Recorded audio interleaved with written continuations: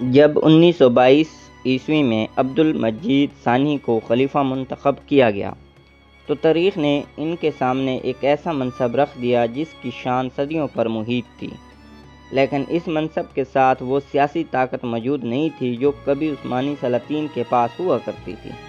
یہ ایک عجیب اور دردناک صورتحال تھی۔ عبد المجید ثانی اب مسلمانوں کے خلیفہ تھے مگر سلطان نہیں تھے۔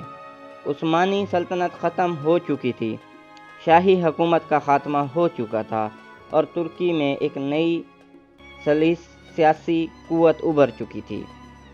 وہی عثمانی خاندان جو کبھی 3 بر اعظموں پر حکومت کرتا تھا، اب صرف ایک خاندان حیثیت سے باقی رہ گیا تھا۔ عبد المجید ثانی نے خلیفہ کا منصب سنبھالا تو ان کی زندگی اچانک تبدیل ہو گئی۔ جو شخص برسوں تک محل میں نسبتاً خاموش اور فنکارانہ زندگی گزار رہا تھا، اب دنیا بھر کے مسلمانوں کی نگاہوں کا مرکز بن چکا تھا۔ استنبول میں لوگ ان کی ایک جھلک دیکھنے کے لیے جمع ہوتے۔ خلیفہ کی آمد، ان کی سواری، شاہی محل میں ہونے والی مذہبی اور رسمی تقریبات، سب کچھ لوگوں کے لیے غیر معمولی اہمیت رکھتا تھا۔ لیکن اس ظاہری شان کے پیچھے ایک بڑی حقیقت چھپی ہوئی تھی۔ خلیفہ کے پاس حقیقی سیاسی اختیارات نہیں تھا۔ اصل اقتدار انقرہ میں موجود ترک قومی اسمبلی کے پاس تھا۔ مصطفیٰ کمال پاشا کی قیادت میں نئی ترک ریاست اپنی مستقبل کا فیصلہ کر چک رہی تھی۔ اس نئی ریاست کے سامنے ایک بنیادی سوال تھا: کیا ایک جدید قومی جمہوری ریاست کے اندر عثمانی خلافت کا ادارہ برقرار رکھا جا سکتا ہے؟ یہ سوال صرف ترکی کے لیے اہم نہیں تھا، اس کے اثرات پوری مسلم دنیا پر پڑنے والے تھے۔ بہت سے مسلمانوں کے لیے خلافت صرف ایک سیاسی ادارہ نہیں بلکہ مسلم اتحاد کی علامت تھی۔ برصغیر ہند میں خلافت تحریک نے لاکھوں مسلمانوں کو متاثر کیا تھا۔ ہندوستان کے مسلمان عثمانی خلافت کو یورپی طاقتوں کے مقابلے میں مسلم دنیا کی ایک اہم علامت سمجھتے تھے۔ اس لیے عبد المجید ثانی کے خلیفہ بننے کی خبر نے برصغیر سمیت دنیا کے مختلف حصوں میں دلچسپی پیدا کی، لیکن ترکی کے اندر سیاسی حالات مختلف سمت میں جا رہے تھے۔ ترک قومی تحریک کا مقصد ایک جدید ترک قومی ریاست قائم کرنا تھا۔ اس تحریک کے رہنماؤں کے نزدیک سلطنت عثمانیہ کا پرانا نظام واپس نہیں آنا چاہیے تھا۔ سلطنت پہلے ہی ختم کی جا چکی تھی، اب خلافت کا سوال باقی تھا۔ عبد المجید ثانی نے اپنی طرف سے ایک محتاط رویہ اختیار کیا۔ وہ جانتے تھے کہ ان کے پاس فوج نہیں ہے، حکومت نہیں ہے اور انتظامی اختیارات نہیں ہے۔ ان کا اصل سہارا ان کی تاریخی حیثیت اور مذہبی وقار تھا۔ انہوں نے اپنے کردار کو زیادہ تر مذہبی اور نمائندہ نوعیت تک محدود رکھنے کی کوشش کی، لیکن ان کے گرد موجود ماحول انہیں سیاسی کشمکش سے مکمل طور پر الگ نہیں رہنے دے رہا تھا۔ خلافت کے حامی چاہتے تھے کہ خلیفہ کا مقام مضبوط ہو۔ کچھ لوگ چاہتے تھے کہ خلافت کو باقاعدہ سیاسی اختیارات دیا جائے۔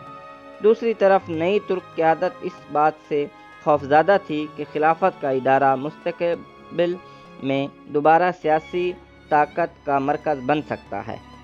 ایک خدشہ نئی ریاست کے لیے بہت اہم تھا، کیونکہ اگر خلیفہ کے پاس عوامی مقبولیت اور مذہبی اثر موجود رہا تو ممکن تھا کہ وقت کے ساتھ وہ ترک حکومت کے متوازی ایک سیاسی مرکز بن جائے۔ عبد المجید ثانی شاید خود اس تصادم کے خواہش مند نہیں تھے۔ وہ جنگ اور انقلاب کے آدمی نہیں تھے۔ وہ فنکار تھے، وہ مصور تھے، وہ موسیقی سے محبت کرتے تھے، لیکن تاریخ نے انہیں ایک ایسے وقت میں خلیفہ بنایا تھا جب تلواریں خاموش ہونے کے باوجود سیاست کی جنگ جاری تھی۔ 1923 میں ترک میں ایک اور تاریخی تبدیلی آئی۔ ترکی کو جمہوریہ قرار دیا گیا۔ سلطنت کے بعد اب عثمانی سیاسی نظام کی جگہ ایک نئی ریاست وجود میں آ چکی تھی۔ مصطفیٰ کمال پاشا اس نئی ریاست کے سب سے طاقتور رہنما بن چکے تھے۔ اب سوال مزید واضح ہو گیا تھا: اگر ترکی ایک جمہوریہ ہے تو خلیفہ کا مستقبل کیا ہوگا؟ عبد المجید ثانی کا منصب ایک تاریخی مسئلہ بن چکا تھا۔ خلافت ترکی سے وابستہ تھی، لیکن خلافت کا اثر ترکی کے سرحدوں سے باہر بھی تھا۔ ایک خلیفہ جو دنیا بھر کے مسلمانوں کی علامت سمجھا جائے، وہ ایک قومی ریاست کی سیاسی نظام کے لیے آسانی سے قابل قبول نہیں تھا۔ اس دوران عبد المجید ثانی نے اپنی ثقافتی سرگرمیاں بھی جاری رکھیں۔ وہ مصوری کرتے رہے، شاہی خاندان کے افراد کے ساتھ وقت گزارتے رہے، موسیقی اور ادب سے وابستہ رہے، لیکن ان کی زندگی کے ارد گرد ماحول پہلے جیسا نہیں تھا۔ انہیں معلوم تھا کہ ان کا منصب خطرے میں ہے۔ شاہی خاندان کے اندر بھی بے چینی بڑھ رہی تھی۔ لوگ سوچ رہے تھے کہ اگر خلافت ختم کر دی گئی تو ان کا کیا ہوگا؟ عثمانی خاندان کا مستقبل کا کیا ہوگا؟ کیا انہیں ترکی میں رہنے کی اجازت دی جائے گی؟ کیا انہیں جلا وطن کیا جائے گا؟ کیا ان کے پاس اپنی دولت اور جائیداد باقی رہے گی؟ ان سوالات کے جواب بہت جلد سامنے آنے والے تھے۔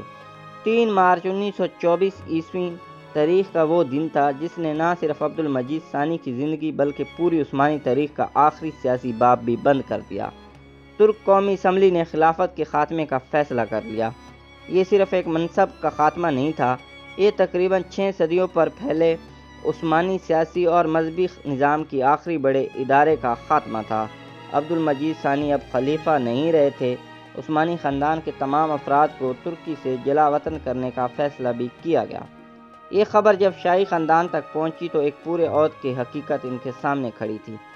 کل تک وہ لوگ استنبول کے محلات میں رہتے تھے، آج انہیں اپنا ملک چھوڑنا تھا۔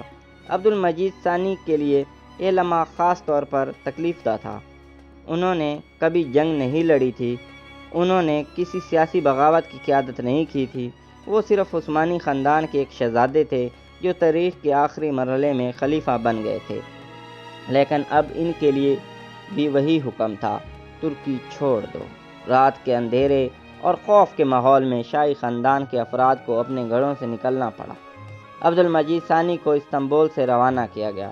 وہ سرزمین جس پر ان کی پیدائش ہوئی تھی، جس میں انہوں نے اپنی پوری زندگی گزاری تھی، اب ان کے لیے اجنبی بن چکی تھی۔ یہ جلا وطنی عثمانی خاندان کے لیے ایک ناقابل فراموش سانحہ تھی۔ عبد المجید ثانی ترکی سے روانہ ہوئے اور یورپ پہنچے۔ اب ان کے پاس نہ سلطنت تھی، نہ محل تھا، نہ سرکاری خزانہ، نہ فوج، نہ سیاسی اختیارات، صرف ایک نام باقی تھا، عثمانی خاندان کا نام، اور ایک ماضی باقی تھا، وہ ماضی جس میں ان کے خاندان نے دنیا کے عظیم ترین سلطنتوں میں سے ایک قائم کی۔ ابتدائی طور پر وہ سوئٹزرلینڈ گئے۔ یہاں ان کی زندگی ایک نیا باب شروع ہوا۔ محل کی شان و شوکت ختم ہو چکی تھی، اب جلا وطنی کی زندگی تھی۔ ایک ایسا شخص جو کبھی شاہی خاندان کے مراکز میں رہتا تھا، اب ایک عام مسافر کی طرح دوسرے ملک میں زندگی گزارنے پر مجبور تھا۔ لیکن عبد المجید ثانی نے اپنی شناخت کا ایک حصہ نہیں چھوڑا۔ وہ اب بھی مصوری کرتے تھے۔ فن ان کی صرف تفریح نہیں تھا، ان کی زندگی کا سہارا بن گیا تھا۔ جلا وطنی میں انسان سے اس کی بہت سی چیزیں چھین لی جاتی ہیں۔ گھر چھین جاتا ہے، ملک چھین جاتا ہے، اختیارات چھین جاتا ہے، اپنے لوگوں کے درمیان رہنے کا حق بھی چھین جاتا ہے، لیکن فنکار سے اس کا فن چھیننا آسان نہیں ہوتا۔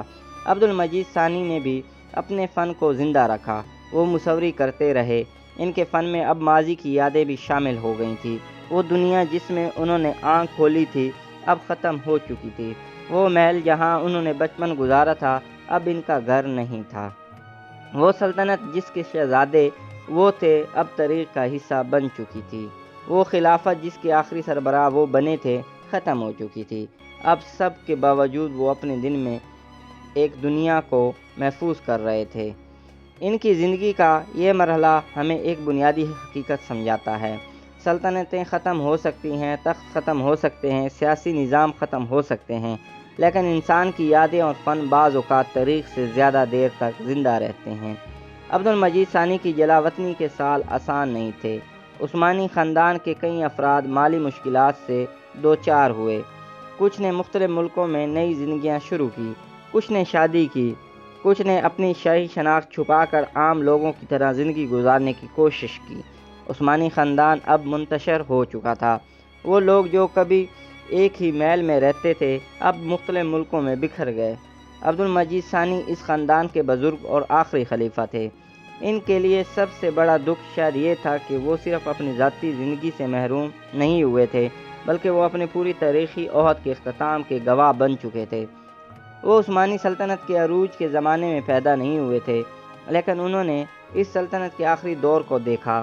انہوں نے اپنے خاندان کی طاقت کو کم ہوتے ہوئے دیکھا، انہوں نے جنگیں دیکھی، انہوں نے شکست دیکھی، انہوں نے سلطان کا خاتمہ دیکھا، انہوں نے خلافت کا آخری تاج پہنا، اور پھر انہوں نے خود خلافت کو ختم ہوتے ہوئے دیکھا۔ کسی بھی انسان کے لیے تاریخ کا بہت بھاری بوجھ تھا۔ 1924 کے بعد دنیا بھی بدل رہی تھی۔ پہلے جنگ عظیم کے بعد نئی ریاستیں وجود میں آ رہی تھیں، بادشاہتیں ختم ہو رہی تھیں، جمہوریت، قوم پرستی اور جدید ریاست کا تصور مضبوط ہو رہا تھا۔ عثمانی نظام اس نئے عالمی دور میں اپنا مقام کھو چکا تھا۔ عبد المجید ثانی کے لیے اب واپسی کا راستہ موجود نہیں تھا۔ وہ جانتے تھے کہ ان کا ماضی واپس نہیں آئے گا، ان کا خاندان دوبارہ عثمانی سلطنت قائم نہیں کر سکے گا، خلافت دوبارہ استنبول میں بحال نہیں ہوگی۔ اس لیے انہوں نے اپنی باقی زندگی سیاست سے زیادہ اپنے خاندان کے ساتھ گزارنے کی کوشش کی، لیکن ان کی شخصیت میں ایک عجیب تاریخی کشش باقی رہی۔ جو لوگ عثمانی تاریخ میں دلچسپی رکھتے تھے وہ انہیں آخری خلیفہ کے طور پر دیکھتے تھے، اور ان کے ہر تصویر، ہر یادگار، ہر تحریر عثمانی عہد کے آخری صفحات سے جڑی ہوئی تھی۔ وقت گزرتا گیا، جلاوطنی کے سال بڑھتے گئے، ترکی ان کے لیے ایک یاد بن گیا، استنبول ان کے لیے ایک دور کی دنیا بن گیا۔ وہ شہر جہاں کبھی سلطانوں کے محل تھے، اب ایک نئی جمہوریہ کا حصہ تھا۔ وہ خاندان جو کبھی سلطنت کا مرکز تھا، اب دنیا کے مختلف ملکوں میں منتشر تھا، اور عبد المجید ثانی وہ ایک خاموش گواہ بن چکے تھے، ایک ایسے دور کے آخری گواہ جسے واپس نہیں لایا جا سکتا تھا۔ ان کی زندگی کا آخری باب ابھی باقی تھا۔ 1940 عیسوی کی دہائی میں دنیا ایک بار پھر جنگ کی لپیٹ میں آ گئی۔ دوسری جنگ عظیم جاری تھی، یورپ ایک بار پھر خونریزی کا شکار تھا، اور اسی دوران فرانس میں ایک بوڑھا عثمانی خلیفہ اپنی زندگی کے آخری برس گزار رہا تھا۔ وہ شخص جس نے عثمانی سلطنت کا آخری دور دیکھا تھا، اب خود تاریخ بننے کی قریب تھا۔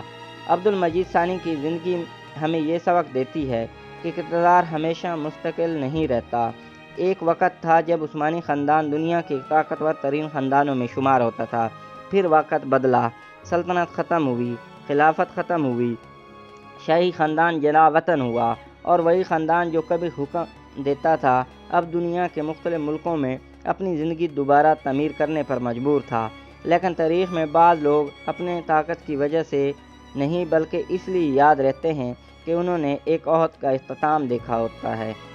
عبد المجید ثانی بھی ایسے ہی انسان تھے۔ وہ فاتح نہیں تھے، وہ بڑی فوجی کمانڈر نہیں تھے، وہ طویل عرصے تک حکمران بھی نہیں رہے، لیکن وہ عثمانی خاندان کے آخری خلیفہ تھے۔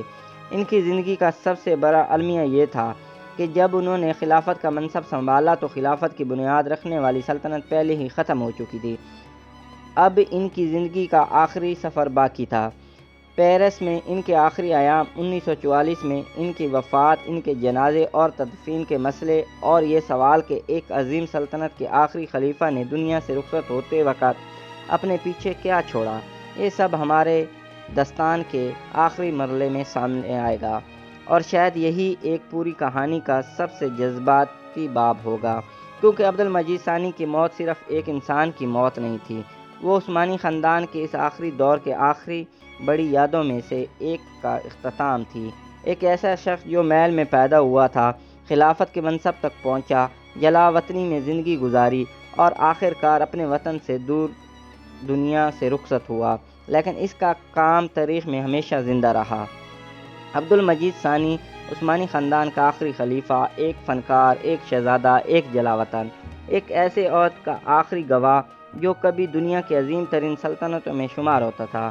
عبد المجید ثانی نے اپنی زندگی کا ابتدائی حصہ عثمانی سلطنت کے آخری دور میں گزارا تھا۔ انہوں نے وہ زمانہ دیکھا تھا جب عثمانی خاندان ابھی اقتدار میں تھا، شاہی محل آباد تھے، دربار اپنی روایتی شان و برقرار رکھے ہوئے تھے، اور سلطنت کا نام دنیا کی ریاست میں اہمیت رکھتا تھا، لیکن انہوں نے اپنی آنکھوں کے سامنے اس سب کو ختم ہوتے ہوئے بھی دیکھا تھا۔ 1924 عیسوی میں خلافت کے خاتمے کے بعد عبد المجید ثانی کو ترکی چھوڑنا پڑا۔ یہ ان کی زندگی کا شاید سب سے دردناک سفر تھا۔ وہ سرزمین جس پر ان کی پیدائش ہوئی تھی، جہاں ان کے والد اور آباء و اجداد نے حکومت کی تھی، جہاں عثمانی خاندان کی صدیوں پرانی یادیں موجود تھیں، اب ان کے لیے بند ہو چکی تھی۔ ایک ایسا خاندان جس نے کبھی لاکھوں لوگوں کی قسمت کے فیصلے کیے تھے، اب خود اپنے مستقبل کے فیصلے کرنے کی آزادی سے محروم ہو چکا تھا۔ عبد المجید ثانی یورپ پہنچے۔ جلا وطنی میں ان کی زندگی اب شاہی محل جیسی نہیں تھی۔ وہ اب کسی سلطنت کے حکمران نہیں تھے۔ ان کے پاس فوج نہیں تھی، ان کے پاس کوئی حکومت نہیں تھی، کوئی سرکاری خزانہ نہیں تھا، صرف ایک تاریخی نام تھا، عثمانی خاندان کا نام، اور ایک منصب کی یاد تھی، خلافت کی یاد۔ لیکن عبد المجید ثانی اپنی زندگی کا مکمل طور پر ماضی میں قید نہیں ہونے دیا۔ ان کے لیے فن اب بھی زندگی کا اہم حصہ تھا۔ وہ مصوری کرتے رہے، وہ موسیقی سے وابستہ رہے۔ ان کی فنکارانہ طبیعت نے انہیں جلا وطنی کے دکھوں سے نمٹنے میں مدد دی۔ یہ بات قابل غور ہے کہ عبد المجید ثانی نے ایک ایسے زمانے میں مصوری کو اپنایا جب ان کے خاندان کے اکثر افراد سیاسی بقا کے مسائل سے دوچار تھے۔ وہ اپنے ماضی کو یاد کرتے تھے، لیکن اس سے صرف الفاظ میں نہیں بلکہ اپنے فن میں محفوظ کرتے تھے۔ شاہی محل کے مناظر، خاندان کے افراد، انسانی چہرے اور مختلف مناظر ان کی مصوری کا حصہ بنتے رہے۔ ایک لحاظ سے ان کی پینٹنگ عثمانی دنیا کی آخری تصویری یادوں میں تبدیل ہو گئیں۔ وہ سلطنت جسے سیاسی طور پر ختم کر دیا گیا تھا، عبد المجید کے فن میں ایک یاد کے طور پر زندہ رہی۔ لیکن جلا وطنی صرف فن سے ختم نہیں ہوتی۔ اپنا وطن چھوڑنے کا دکھ انسان کے اندر کہیں نہ کہیں موجود رہتا ہے۔ عثمانی خاندان کے افراد مختلف ممالک میں منتشر ہو گئے۔ کسی نے یورپ کا رخ کیا، کسی نے مشرق وسطیٰ میں قیام کیا، کسی نے نئی زندگی اختیار کی، کچھ نے عام شہریوں کی طرح ملازمتیں کیں، کچھ نے اپنے شاہی ماضی کو چھپا کر زندگی گزارنے کی کوشش کی، لیکن جہاں بھی وہ جاتے ان کے نام کے ساتھ ایک ہی شناخت جڑی رہتی۔ وہ عثمانی خاندان سے تعلق رکھتے تھے، اور عبد المجید ثانی اس خاندان کے سب سے اہم بزرگوں میں سے ایک تھا۔ وہ صرف شہزادہ نہیں تھا، وہ آخری خلیفہ تھے۔ وقت گزرتا گیا، عثمانی سلطنت کے خاتمے کو برس گزر گئے۔ نئی جمہوریہ اپنی جدید قومی تشخیص کو مضبوط کر رہی تھی۔ نئی دنیا میں عثمانی سلطنت ایک تاریخی باب بن رہی تھی۔ جو بچے کبھی عثمانی سلاطین کے نام سن کر بڑے ہوئے تھے، اب وہ ایک نئی ترک میں جوان کو ہوتے ہوئے دیکھ رہے تھے۔ لیکن عبد المجید ثانی کے لیے ماضی ابھی بھی بہت قریب تھا۔ انہیں استنبول یاد آتا ہوگا، انہیں محل یاد آتے ہوں گے، انہیں اپنی خاندان کے لوگ یاد آتے ہوں گے، انہیں وہ زمانہ یاد آتا ہوگا جب عثمانی خاندان کی زندگی کا مرکز وہی شہر تھا، لیکن واپس جانا ممکن نہیں تھا۔ یہی جلا وطنی کا سب سے بڑا دکھ ہے۔ انسان اپنی ماضی یاد کر سکتا ہے لیکن اسے واپس حاصل نہیں کر سکتا۔ 1930 عیسوی کی دہائی گزر گئی۔ دنیا ایک بار پھر بڑے بحران کی طرف بڑھ رہی تھی۔ یورپ میں سیاسی کشیدگی بڑھ رہی تھی، اور پھر 1939 عیسوی میں دوسری جنگ عظیم شروع ہو گئی۔ فرانس بھی جنگ کی لپیٹ میں آ گیا۔ اسی فرانس میں عبد المجید ثانی اپنی زندگی کے آخری برس گزار رہے تھے۔ وہ اب عمر رسیدہ ہو چکے تھے۔ وہ نوجوان شہزادہ نہیں رہے تھے جو کبھی استنبول کے محل میں مصوری کرتا تھا۔ وہ خلیفہ بھی نہیں رہے تھے۔ اب وہ ایک جلا وطن بزرگ تھے جن کی زندگی ایک ختم ہو چکی تھی، سلطنت کی یاد بن چکی تھی۔ 1940 عیسوی میں فرانس پر جرمنی کا قبضہ ہو گیا۔ پیرس ایک مشکل دور سے گزر رہا تھا، اور اسی ماحول میں عبد المجید ثانی کی زندگی کا آخری حصہ گزرا۔ یہ منظر تاریخ کے اعتبار سے کتنا عجیب تھا۔ ایک ایسا شخص جو عثمانی سلطنت کی شاہی محل میں پیدا ہوا تھا، اب جنگ زدہ یورپ کے ایک شہر میں سے اپنی زندگی کے آخری دن گزار رہا تھا۔ کبھی اس کے خاندان کے پاس وسیع سلطنت تھی، اب اس کے پاس صرف یادیں تھیں۔ کبھی عثمانی سلطان کے دربار میں دنیا کے مختلف حصوں میں سے سفیر آتے تھے، اب وہ خود ایک جلا وطن شخص تھا۔ کبھی عثمانی جھنڈا 3 براعظموں میں لہراتا تھا، اب وہ سلطنت نقشے سے ختم ہو چکی تھی، اور عبد المجید ثانی اس پورے سفر کے آخری زندہ گواہوں میں سے ایک تھا۔ پھر 23 اگست 1944 کا دن آیا۔ عبد الحمید ثانی پیرس میں وفات پا گئے۔ ان کی عمر 76 برس تھی۔ وہ لمحہ تھا جب عثمانی خاندان کے آخری خلیفہ کی زندگی کا اختتام ہوا۔